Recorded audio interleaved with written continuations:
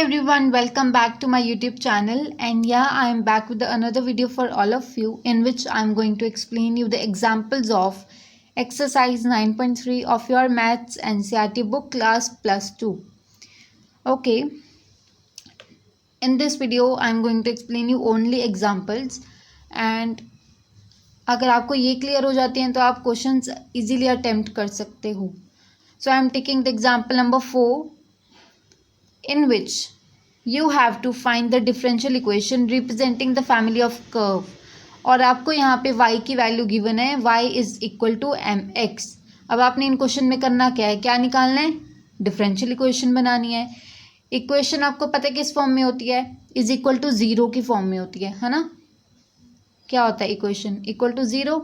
आगे क्या होता है, स्क्वायर वाली टर्म होती है ना, जिसकी पार में स्क्वायर होता है, जिसकी पार में 1 होता है, और कोई भी कांस्टेंट टर्म होती है इज इक्वल टू ज़ीरो. इसी को ही इक्वेशन बोलते हो ना.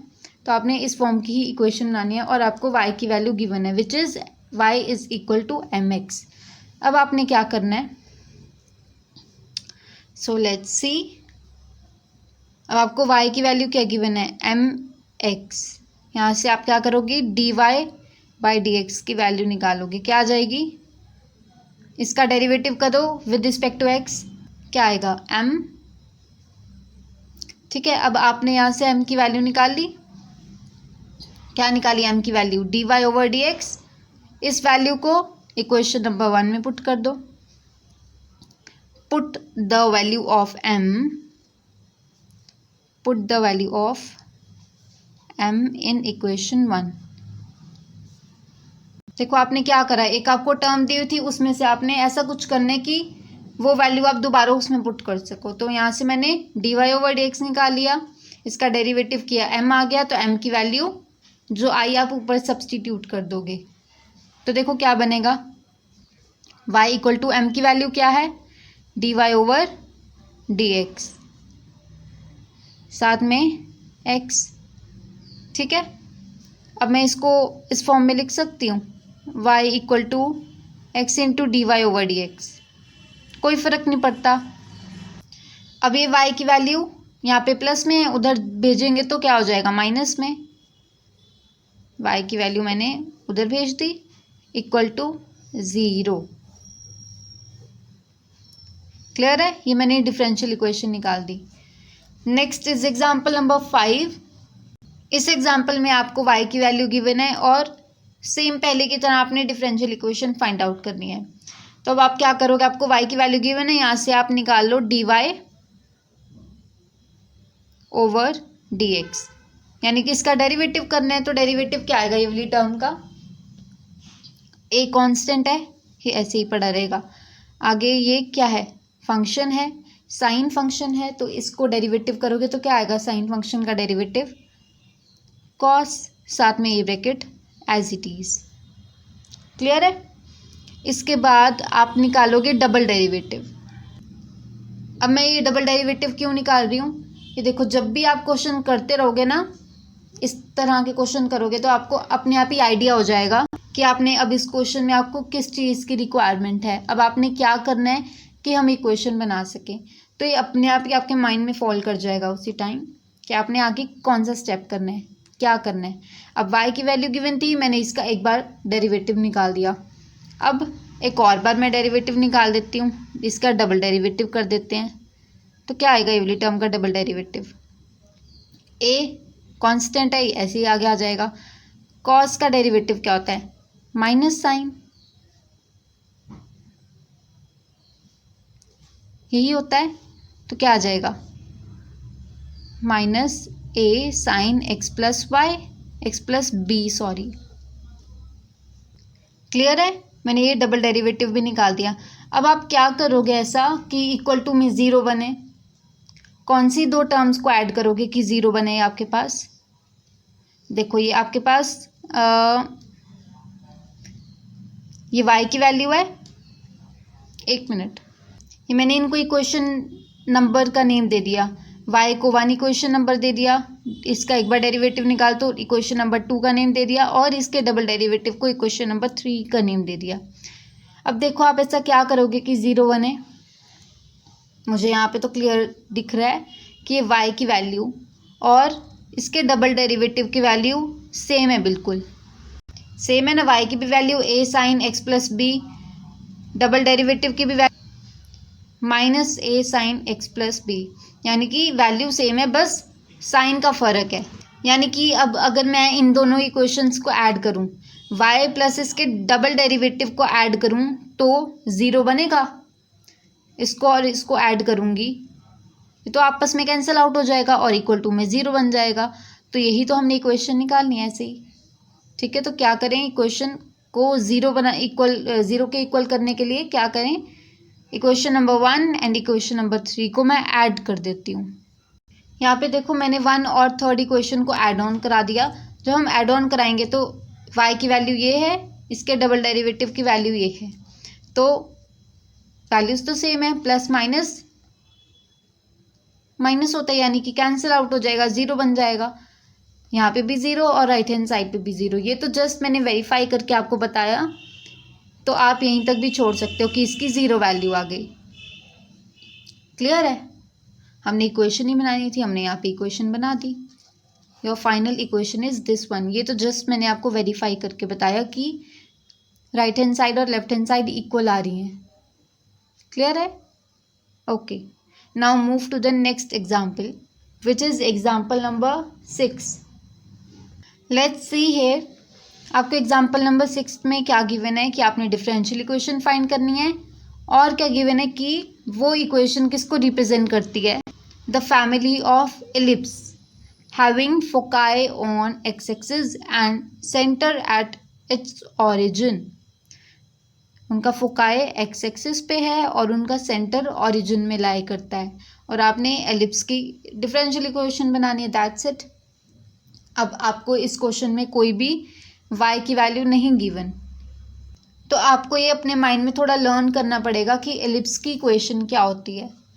ये आपको थोड़ा क्रैमिंग पोर्शन है, ठीक है। आपको y की वैल्यू यहाँ पर नहीं गिवन, तो अगर आपको एलिप्स की इक्वेशन लर्न है तो आप वहाँ से भी इस क्वेश्चन को सॉल्व कर सकते हो।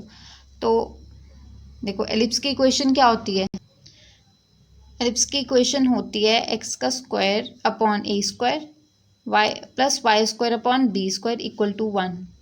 ये आपको इक्वेशन लर्न करनी पड़ेगी। ये किसकी इक्वेशन है, एलिप्स की इक्वेशन है। तो देखो मैंने इक्वेशन लिख दी जनरल, जो इसकी इक्वेशन है।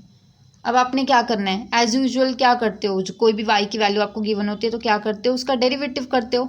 तो यहाँ पे भी वही करना है, differentiate with respect to x।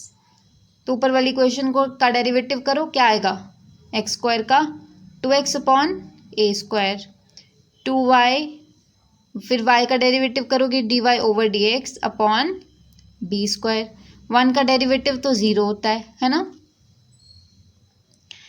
आगे आप क्या करोगे,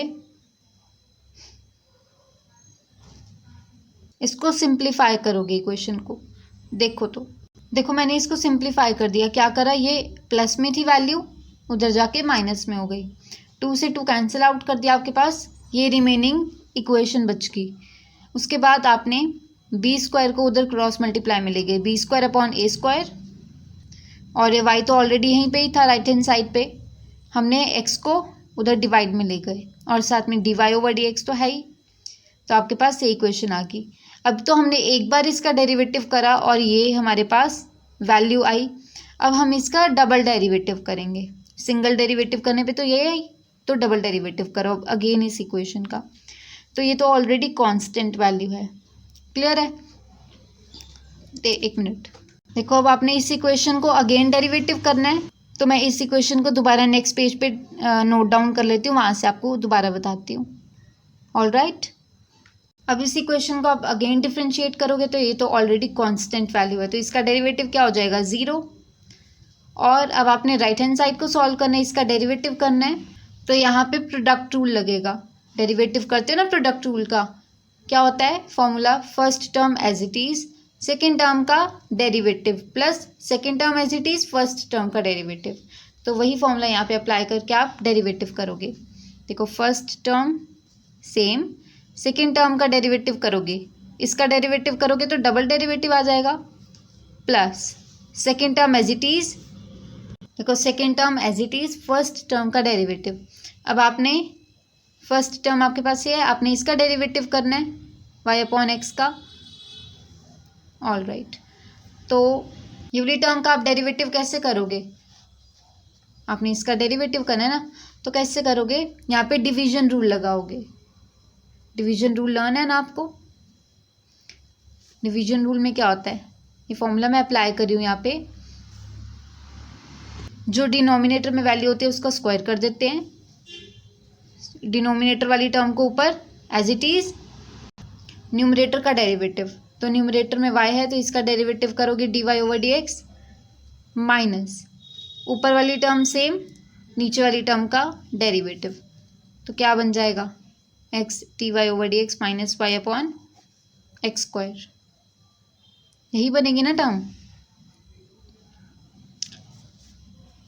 ओके, इसको अब यहाँ पे नोट डाउन कर लोगे, क्योंकि हमने यही फॉर्मूला अप्लाई किया ना, first term same second term का derivative plus second term same first वाली टर्म का डेरिवेटिव, तो क्या होगा, ये वाली टर्म को दोबारा यहाँ पे नोट डाउन कर लो। क्लियर है। तो अब मैं इसको दोबारा नोट डाउन करके क्लियर दिखाती हूँ।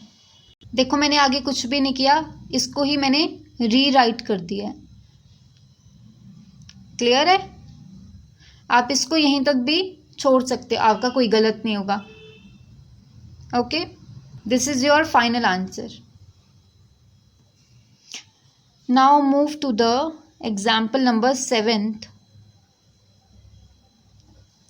in which you have to find the differential equation representing the family of circles। अब आपको किसकी इक्वेशन दी हुई है, आपने डिफरेंशियल इक्वेशन फाइंड करनी है। ओके, और आपको क्या गिवन है,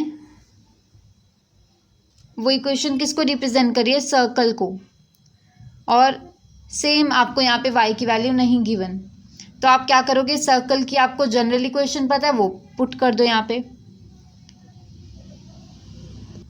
और किस टाइप का सर्कल है, जो टच कर रहा है एक्स एक्सिस को, ऑरिजिन पे। यहाँ पे गिवन है, आप चाहे बुक में से स्टेटमेंट रीड आउट कर लेना। Form the differential equation of the family of circle touching the x axis at origin. तो सर्कल की इक्वेशन क्या होती है, x square plus y square equal to 2ay, यही होती है ना। अब आपको ये इक्वेशन गिवन है, इसको डिफरेंशिएट कर दोगे। डिफरेंशिएट कैसे करोगे, differentiate with respect to x, इसका डेरिवेटिव करो, क्या आएगा 2x, वाई स्क्वायर का 2y dy ओवर dx। अब 2ay का करो, 2a तो कांस्टेंट है बाहर आ जाएगा, और y का dy ओवर dx। तो मैंने ये वाली इक्वेशन से 2 कॉमन ले लिया, दोनों साइड से 2 कॉमन लिया और 2 से 2 कैंसिल आउट करा दिया। आपके पास रिमेनिंग इक्वेशन ये है। अब आप यहाँ से a की वैल्यू निकाल लोगे। a की वैल्यू क्या आ जाएगी, x plus y d y over d x upon d y by d x. ये आपकी a की वैल्यू आ गई। ये a की वैल्यू आप इक्वेशन नंबर 1 में पुट कर दोगे। अब आपकी इक्वेशन नंबर 1 है ये, जो हमने इक्वेशन लिखी थी ना जनरल इक्वेशन सर्कल की, आप उसमें a की वैल्यू पुट कर दोगे। इस इक्वेशन में फर्स्ट वाली इक्वेशन में मैंने a की वैल्यू पुट कर दी, ये पूरी a की वैल्यू है। आगे मैंने क्या किया, d y over d x की वैल्यू जो डिवाइड में थी उसको वहाँ पे मल्टीप्लाई में ले गए। ये x square plus y square के साथ ये d y over d x multiply में आ गया, साथ में जो ब्रैकेट थी उसको मैंने अंदर मल्टीप्लाई करा दिया। ये आपके पास इक्वेशन बन गई, which is your final answer. Okay, now let's move to the example number 8। अब आपको इस एग्जाम्पल में डिफरेंशियल इक्वेशन फाइंड करनी है, और वो इक्वेशन किसको रिप्रेजेंट करी है, फैमिली ऑफ पैराबोला को रिप्रेजेंट कर दिया है ऑन एक्स एक्सिस। अब आपको इस क्वेश्चन में पैराबोला गिवन है, तो आपने यहाँ पे पैराबोला की इक्वेशन लिख ली, क्या होती है, Y square equal to 4ax। अब ये भी पैराबोला है, ये भी पैराबोला है, पर इनकी इक्वेशन क्यों डिफरेंट है? क्योंकि यहाँ पे क्या गिवन है आपको कि पैराबोला कहाँ पे लाई कर रहा है, एक्स एक्सिस पे लाई कर रहा है। तो एक्स एक्सिस पे आप बनाओगे तो इक्वेशन क्या बनेगी, Y square equal to 4ax। तो आपने ये इक्वेशन ले ली। इसके बाद क्या करोगे, आप डेरिवेटिव करोगे। आपने यहाँ पे क्या किया, डिफ्रेंशिएट किया विद रिस्पेक्ट टू एक्स। आपकी एक ये इक्वेशन बन गई, एक इक्वेशन नंबर 2 बन गई। इक्वेशन नंबर 2 में आपको क्या आपने वैल्यू निकाली है, 4a। ये 4a की वैल्यू आप इक्वेशन नंबर 1 में पुट कर दोगे। Put the value 4a in equation 1। Equation 1 में पुट करोगे, you get. And if you like this video, do not forget to like, share and comment, and also subscribe to my YouTube channel. And thanks for watching.